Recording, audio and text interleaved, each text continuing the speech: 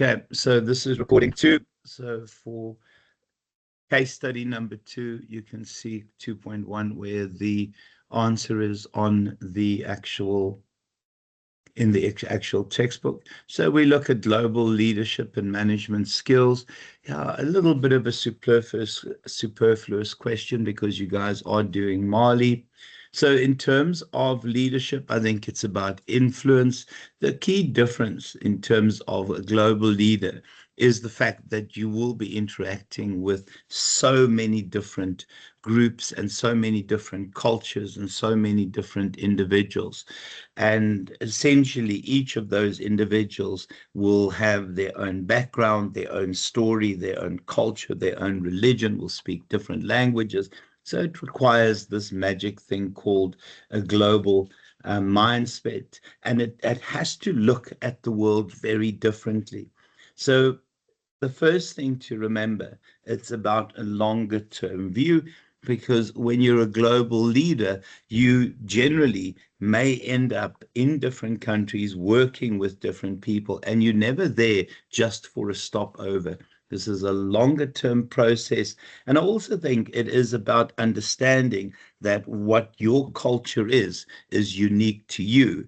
And yes, you value that culture, but every single person in the world that you will work with, and it's across the globe, will have the same set of standards, that it's their culture and it's that kind of culture that is important to them.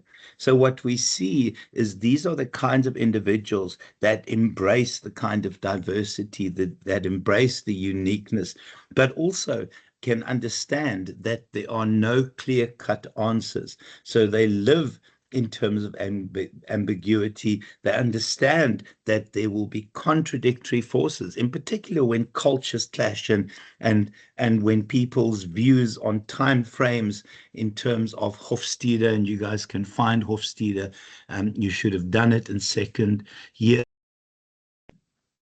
And understanding those kinds of differences. The other thing is also that you have to rethink boundaries. I have a student, one of my honor students in the online class, that is in Canada at the moment. So I'm supervising her as well. So it's not a simple matter of setting up times for her to present. We have to work around what fits with her time and my time. So it changes your view on how to do business, on how to interact with students. And the kinds of things that go hand in hand with it, cultural sensitivity. I think it's almost just treating other people as the way they would like to be treated, but it's understanding the culture, opening your mind up to learning about cultures. It's also being multicultural and understanding differences in language and nonverbal cues and religion and work habits. My favorite thing is in Eastern culture, if you had to ask them the importance of their value structure, they will often say that it is work. Um, yeah, sorry, that one, I must get it. I must make sure I get it right. It is work, country, family, God. And if we had to ask people here, often people go, it'll be God, family, and work. So those kinds of different priorities and how people view the work is fairly important. And you can also see there the kind of cultural intelligence, understanding differences, embracing those differences, and also people who are light on their feet. These are people who are able to switch between cultures, between jobs, between individuals, between teams, and seamlessly do so. And yeah, you can look at the power. You've done this so many times. We know what emotional intelligence is, and tolerance of ambiguity. I think people that are global leaders are quite comfortable with the fact that they realize that there are no clear-cut answers. There is never a begin and an ending to something. It is the ability to drive through the mist without actually having your lights on and drive fairly fast, where most people would be very cautious. And then, yeah, it is about second languages. A couple of years ago, I was at UPE, they now Nelson Mandela, and there were young African kids studying French and German, and yeah, there were lots of accusations again. But because in Port Elizabeth back in those days, or Gqeberha as they call it now, in those days, a lot of the car companies were there. These kids were preparing themselves to go and work for Volkswagen as a marketer because they're doing German. And it was quite an anomalous thing for the other students to understand. Okay, so that's the first one. The second one is constraint shaping industry competitive strategy. You can see the page there. Okay, why? I'm sure this is the right, yeah. So if we look at different industries over a period of time, I did verify that this is the stuff.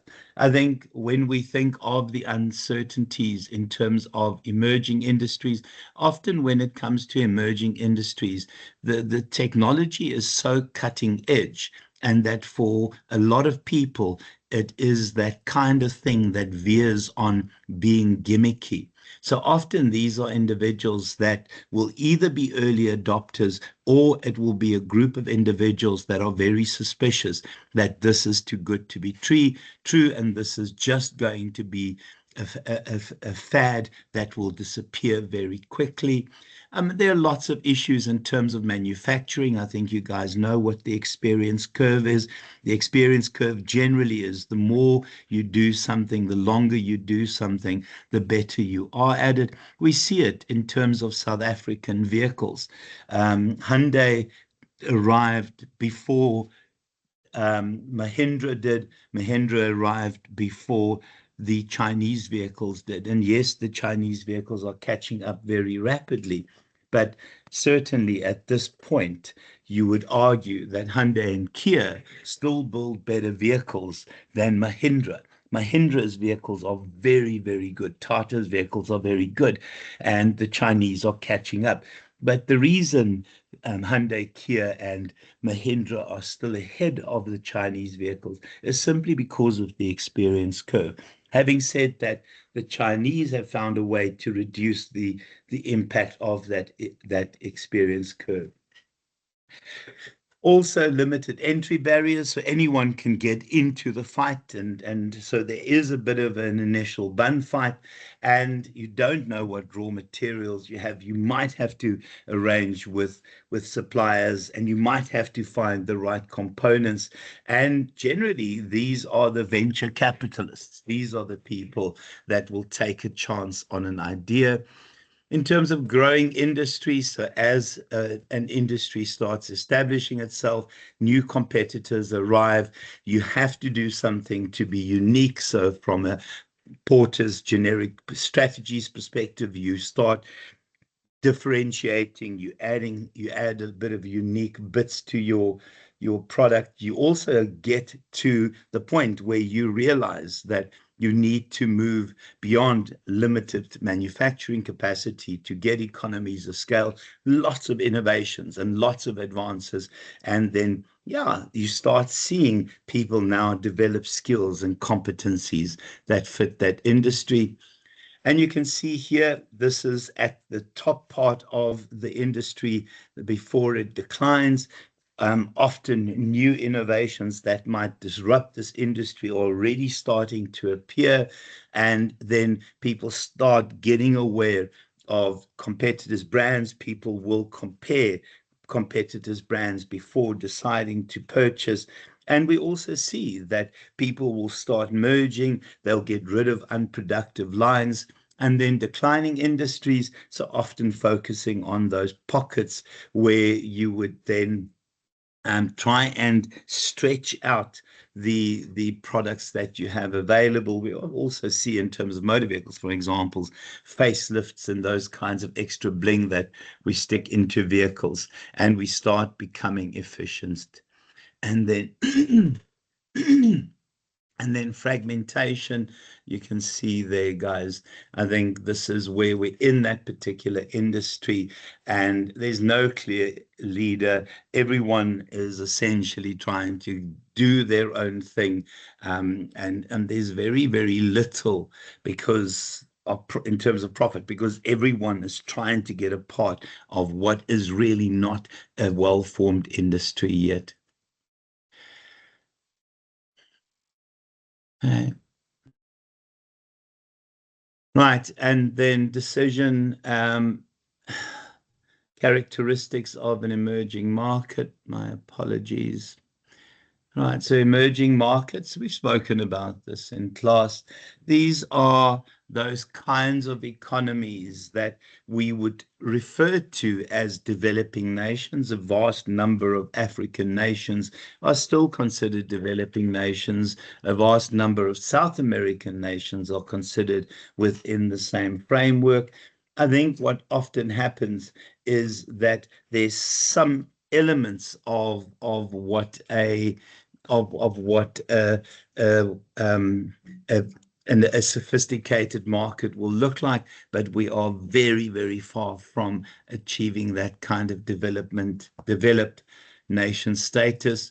The kinds of stuff that we'll see, and you can read the pages to elaborate on these. We don't see significant economic growth. So South Africa is an emerging market. We are lucky to grow at 2% a year. When you look at India, who was an emerging market, China was an emerging market, it grew at 10% a year. Again, you try and figure out what your unique advantages, what have you got? Yes, we've got minerals, we've got a variety of other things, and people will come here in terms of sourcing from us. South Africa, I mean, it is corruption in all forms. I think my favorite news article I read this week was Paul Mashatile and his wife going to Japan. I think it's a week or something, and the accommodation was 900,000 Rand, and the trip cost the taxpayer 2 million Rand. Last year, the same thing, several million Rand spent on a trip to London at taxpayers' cost. Significant income and wealth inequalities. I think South Africa is the most divided nation in terms of the wealthy and the poor.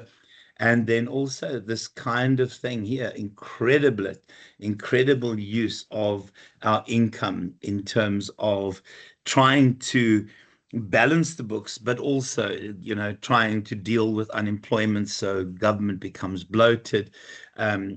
Tax and service delivery. I mean, the simple truth is, I think Zuma owes SARS about 20 million Rand in tax. They still haven't collected it, but they'll put a garnishee order against a colleague of mine because she forgot to pay 111 Rand. And then you can see others, trying to get things approved. Very, very difficult to do. Right. Any questions on that one?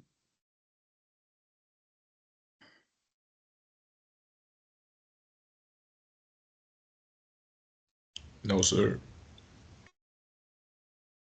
Guys, you are dead.